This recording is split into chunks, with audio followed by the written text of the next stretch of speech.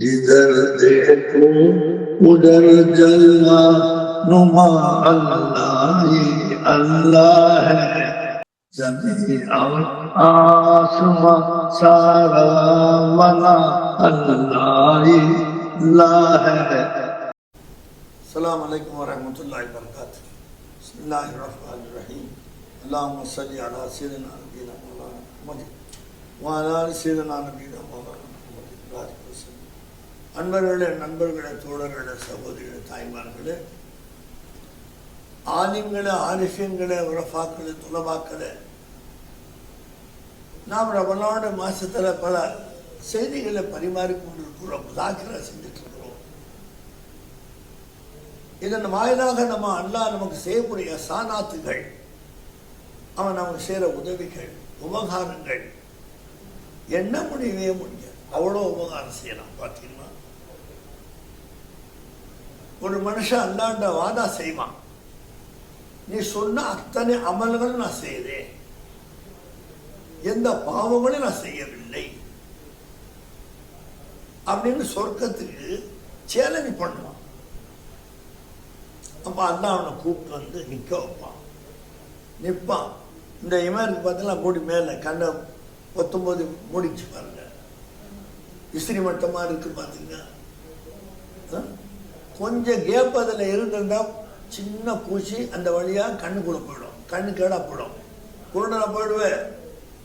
அது எப்படி அளவு எடுத்தான் பார்த்தீங்கன்னா, அழகும் வச்சிருக்கிறான், அளவும் எடுத்தான், மூணு எந்த பகுதியும் எந்த எதுவும் விட போக முடியாது. அப்படி பேக் பண்ணி அப்படி அளவு எடுத்து நம்மளை படைச்சிருக்கிறான்ல.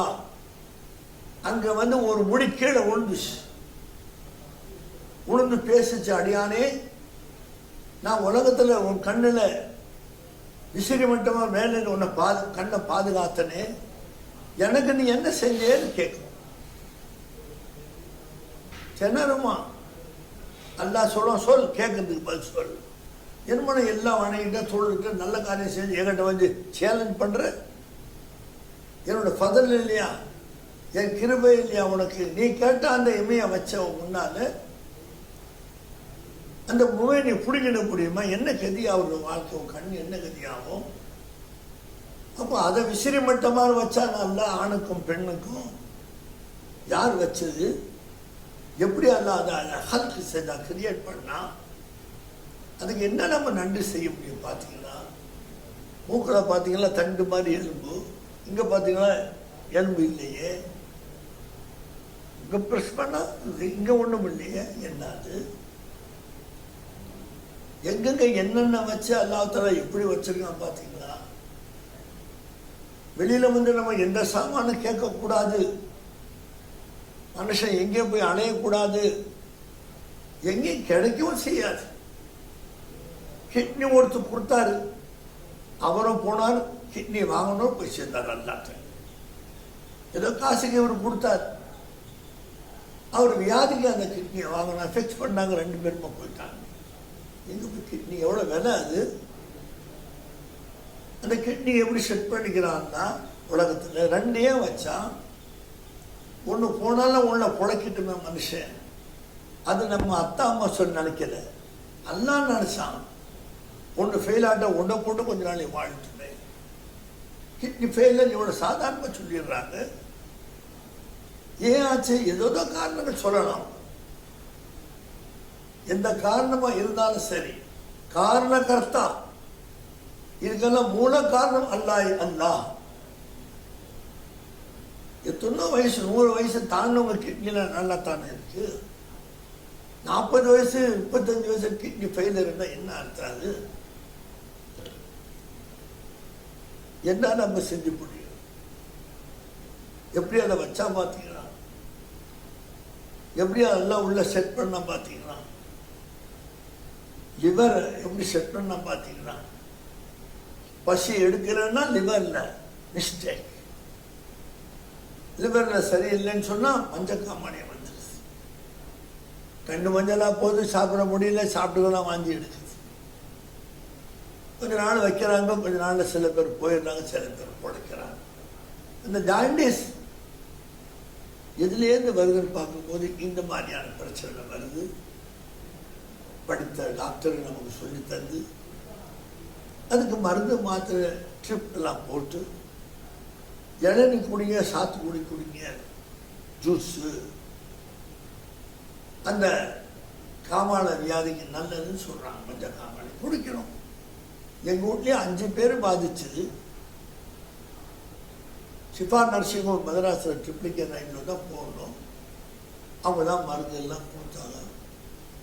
டெய்லி 2 இளநீ குடிக்க சொன்னாங்க, 2 சாத்துக்குடி ஜூஸை குடிக்க சொன்னாங்க. சாப்பிட்டாங்க. எல்லாம் உங்கள் துவாவில் உங்கள் மரக்காத்தில் 5 பேர் ஹயாத்தாக இருக்கிறாங்க. அப்போ பார்த்தீங்களா, இப்படி வரும்போது டாக்டருங்க இளநீ குடின்னு சொல்லலாம். இளநீ யார் கொடுப்பா? இளநீ டாக்டர் உற்பத்தி செய்ய முடியுமா? இல்லை சாத்துக்குடியை டாக்டர் உற்பத்தி செய்ய முடியும்? வைத்தியர்கள் முடியாது. இது யாரும் உற்பத்தி செஞ்சா என்ன மாதிரியான இது எல்லாம் வச்சிருக்கணும்? சாத்துக்குடியில், எலுமிச்சம்பழத்தில், இளநீல இதை உற்பத்தி பண்ணது யாரு? இதை ப்ரொடியூஸ் பண்ணது யாரு? அந்த மஞ்சள் காமாலை அப்படியே அடங்கி போகுது. கோழி சாப்பிடாதீர்கள், முட்டை சாப்பிடாதீர்கள், சரிதான். மஞ்சள் காமாலைக்கு விரோதமானது, சரிதான். நமக்கு சொல்லி தர்றாங்க படித்த மேதை டாக்டர், நம்ம கடைபிடிக்கணும், சலாமத்தாக இருக்கிறோம். ஆனால் நம்ம பிறக்கும் போதே தாத்துக்குடி வரதானே செய்யுது, இளநீ வந்ததானே செஞ்சு. இளநீ மட்டுமா தேங்காய்னா குருத்தன் எத்தனை வஸ்துக்கள் தென்னை மரத்தில் வருது. எல்லை தலை என்னது ஊது பிச்சு கொட்டாய் போடுற கூட்டில் குடிசை போட்டு வாழ்றான். அந்த தண்ணி எப்படிங்க போச்சு? கீழே ஊற்றுன தண்ணி, கீழே நீ தண்ணி ஊற்றலை. அது பாட்டு மழை பெய்து தண்ணி சாக்கடை தண்ணி அந்த தண்ணி தூக்கி ஊற்றுறாங்க. கீழே விழுந்த தண்ணி 25 அடி மேலே மரத்தில் போய் எங்கே குத்துனாலும் ஒரு பிட்டு தண்ணி கிடையாது.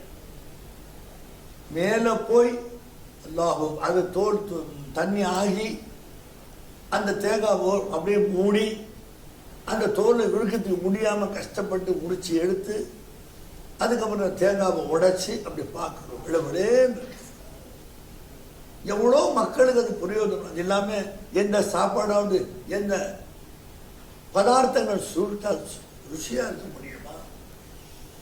அந்த தேங்காயில் பிஞ்சு என்ன, அந்த தேங்காயில் இறங்கி என்ன, இத்தனையும் உற்பத்தி பண்ணக்கூடிய அந்த தேங்காய் எப்படி வந்துச்சு? கீழே எங்கே நீ தேங்காய் போட்ட?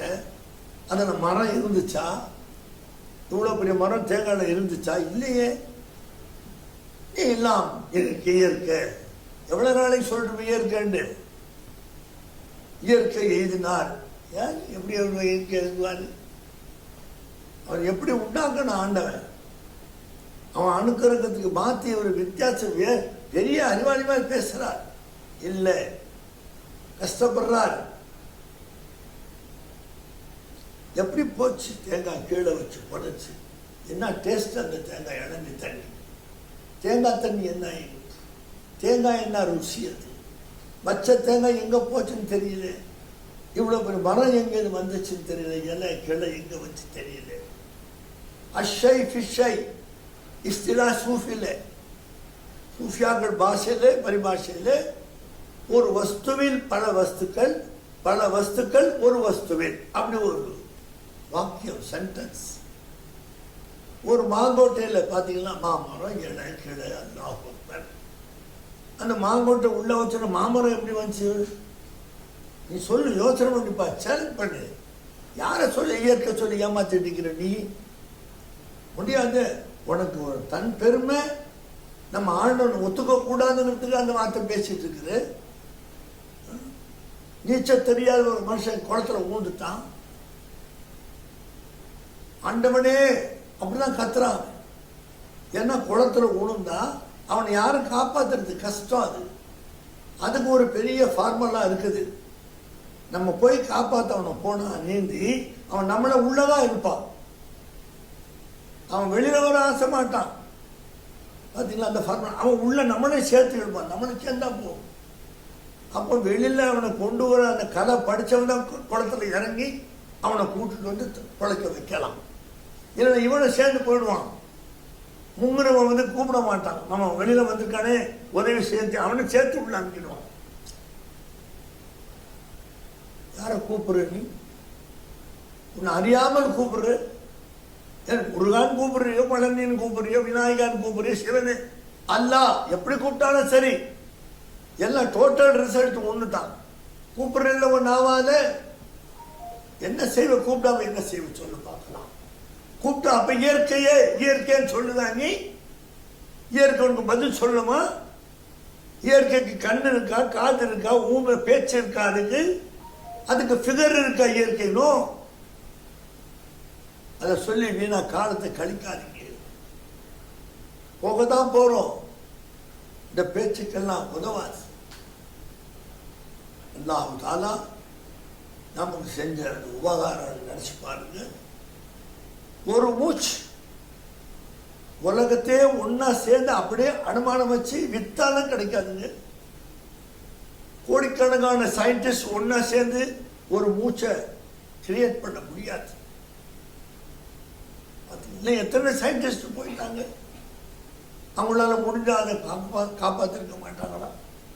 அந்த மூச்சை அல்லாஹ் கொடுத்தான், அதில் சொல்றாங்க சொர்க்கத்துல போய் நீ கை சேதப்படுவேன். சஹாபாக்கள் யாரும் சொல்றாங்க, என்ன கை சேதம்? இங்கதான் கஷ்டப்படுறோம், வேதனைப்படுறோம், அவஸ்தப்படுறோம், துன்யாவில் அப்புறம் சொல்றாங்க. இல்லை, இந்த மூச்சை வீணாக்கினியே பார்த்தீங்களா? அதை அவங்க நினைப்ப, ஆஹா இப்படியாப்பட்ட மூச்சை அவங்க வீணாக்கிட்டுமே, எவ்வளோ அது பிரயோஜனமா இருக்குன்னு அவங்க நினைப்பேன்னு சொன்னாங்க. ஏன்னா அதை பற்றி அவங்க தெரிஞ்சவங்க, முக்காலம் அறிந்தவர்கள். புகாரி ஹதீஸ் படி நமக்கு தெரியல, நம்ம ஏதோ பேசிட்டு போறோம். அதனால் இந்த ஒரு பொக்கிஷம் ஈடு என்ன சொல்ல முடியும் பார்க்கலாம். எவ்வளோ பெரிய எஸ்ஆர் நல்லா செஞ்சு நம்ம காப்பாற்றுறாங்க. இந்த மூச்சுக்கு நம்ம யார்ட்டா சார்ஜ் உண்டா? மூச்சு திணறதுக்கு ஆக்சிஜன் வச்சு அது சார்ஜ் உண்டு. இடையில அதை விட்டு போனாலும் முத்தாட்டாலும் நீங்க காசு கொடுத்துதான் ஆகும். இந்த ஆக்சிஜன் எப்படி கொடுத்தா பார்த்தீங்கன்னா, காசு இல்லாமல் கொடுக்குறான். ஒவ்வொரு ஆளும் காசு கொடுக்குறாம வச்சா நம்ம காசை கொடுப்போமா, மனைவிகளை காப்பாற்றுமா, சாப்பிடுவோம், என்ன செய்ய முடியும்? கேட்கறதுக்கு ஒரு ஃபீஸ், பார்க்கறதுக்கு ஒரு ஃபீஸ், பேசுறதுக்கு ஒரு ஃபீஸ், கை அசைக்க ஒரு ஃபீஸ், கால் அசைக்க ஒரு ஃபீஸ். என்ன ஆகும்? யூரின் வர்றதுக்கு ஒரு ஃபீஸ், மோஷன் வர்றதுக்கு ஒரு ஃபீஸ். என்ன கேட்குறாங்க பழங்காலத்திலேருந்து? மோஷன் சரியா போகுதா? இன்னைக்கு எதை கேட்குறாங்க பார்த்தீங்கன்னா, உன் மூளை நல்லா இருக்கான்னு எதை டாக்டர் கேட்குறாங்கன்னா, உன் கண்ணு நல்லா இருக்க எதுக்கு மோஷனை கேட்கணும்? சார் சரியா போகுது அதான் கேட்குறேன். கேட்டு தட்டுற ஒண்ணுக்கு நல்லா போகுதா? கடைசியில் இது ரெண்டும் எவ்வளோ அகைரா நம்ம நினைச்சிட்டு இருக்கிறோம். டாக்டர் கேட்குறதுன்னா ஒண்ணுக்கு போதா ரெண்டுக்கு போதா? இது ரெண்டும் டைம் படி போறதுக்கு யார் கையில் இருக்குங்க? பாத்தீங்களா? ஆஸ்பத்திரிக்கு போய் பார்த்தா பெரிய ஓவரா கிடக்குது. என்னன்னு கேட்டாங்க, யூரின் ப்ராப்ளம், டியூப் போட்டு இழுக்கிறாங்க. இந்த ஒருத்தனை பார்த்தா தண்ணி மூத்திரம் போயிட்டே இருக்குது, என்ன யூரின் லீக் ஆகிட்டே இருக்கு, அவர் ரப்பர் போட்டு காப்பாற்றுறாங்க. ஒருத்த மூத்திரம் போயிட்டுக்கிட்டே யூரின் போயிட்டே இருக்கலாம், ஒருத்தர் யூரின் வராமல் பெருசா இருக்கு. இதுவும் இயற்கை தானா? இயற்கைன்னு சொல்லி சந்தோஷமா இருப்பியா நீ? யார் இதை உண்டாக்கனா? யார் இப்ப அதை உண்டாக்கி வச்சுக்கிறது? எதனால இந்த வியாதி வந்துச்சு பார்க்கும்போது சொல்லாது கேட்டாங்க சாஹாபாக்கள். யார் சொல்லா இந்த வியாதிங்கிறாங்க, அது என்னன்னு கேட்டாங்க. பாத்தீங்களா? ஏன்னா நபி காலத்துல எந்த வியாதியுமே கிடையாது. செஹர் இருந்துச்சு, கண்டிஸ்ட் இருந்துச்சு, கண் பார்வை சொல்ற பாருங்க. அப்ப அந்த காலத்துல அந்த வியாதி இருந்துச்சு, வேற எந்த வியாதியும் கிடையாது. அவ்வளவுதான். அவங்க எல்லாம் வாழ்ந்தாங்க, எல்லாம் செஞ்சாங்க, போனாங்க. இப்ப இவ்வளவு வியாதி வந்துருச்சு. அப்புறம் சொன்னாங்க, உங்க பாவங்கள் தான் வியாதியாக வருகிறது. அதுக்கு என்ன பரிகாரம் கேட்டாங்க. பாவம் மன்னிப்பு கேளுங்க. நீ மோதாத அதுகிட்ட போய். எவ்வளோ பெரிய ஸ்பெஷலிஸ்ட் வந்தாலும் சரி உன்னை காப்பாற்ற முடியாது. கடைசியில் அவங்க சொல்லுவாங்க, வீட்டுக்கு கூட்டு போய் வேண்டியதை கொடுங்க, சாப்பிட்டு அப்படியே அல்லாட்ட அனுப்பிச்சு விட்டுருங்க. அவ்வளோதான் அவங்க சொல்லுவாங்க. நான் காப்பாற்றுறேன்னு யாராவது சேலஞ்ச் பண்ண முடியுமா? முடியாது. அது அவன் கண்ட்ரோலில், இது அல்லாவோட கண்ட்ரோல். அப்போ பாவங்கள் வியாதியாக வருது.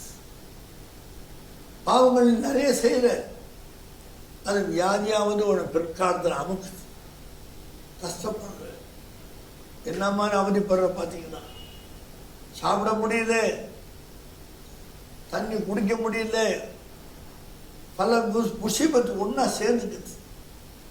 சுருக்கமா சொன்னாங்க நபி ஸல்லல்லாஹு அலைஹி வஸல்லம், வியாதிகள் என்ன நீங்க கேட்குறீங்க? உங்க பாவங்கள். அதுக்கு பரிகாரம் பாவ மன்னிப்பு. அப்படின்னா என்ன? இப்போ நீ ஆஸ்பத்திரியில் கூட ஒரு சேர்த்துட்டா கூட சரி, அட்மிட் ஆயிடு, ஆன பிறகு நீ மன்னிப்பு கேடு. யாரெல்லாம் நான் செஞ்ச பாவம் இந்த ஆஸ்பத்திரியோட மாட்டிக்கிட்டேன், எத்தனமோ செக் பண்றாங்க, நான் பார்த்துட்டு தான் இருக்கிறேன், 10 நாள் ஆச்சு, எந்த விதமான முன்னேற்றமும் தெரியல, அஸ்தக்ஃபிருல்லாஹ் ரப்பி இக்ஃபிர்லி. இப்லீஸ் ஓடுனா மண்டத்துல, அவனை துரட்டி மலக்குகள் நெருப்பு அம்ப வச்சு விரட்டினாங்க, ஓட ஓட கடைசியில் ஒரு எல்லையில வந்து ரப்பி இக்ஃபிர்லின்னு சொன்னாங்க. இப்லீஸ் சொன்னாங்க, ஏன்னா அவன் எதிர்த்து பேசுறதுனால தீச்சிடுங்கட்டான். மலைக்கு பின்னால ஓடுறாங்க, அவன் ஓடுறான். காரணம் 6-7 லட்சம் அவன் வணங்குது. அந்த வணக்கத்துடைய பலத்தில் ஓடிட்டே வந்தான்.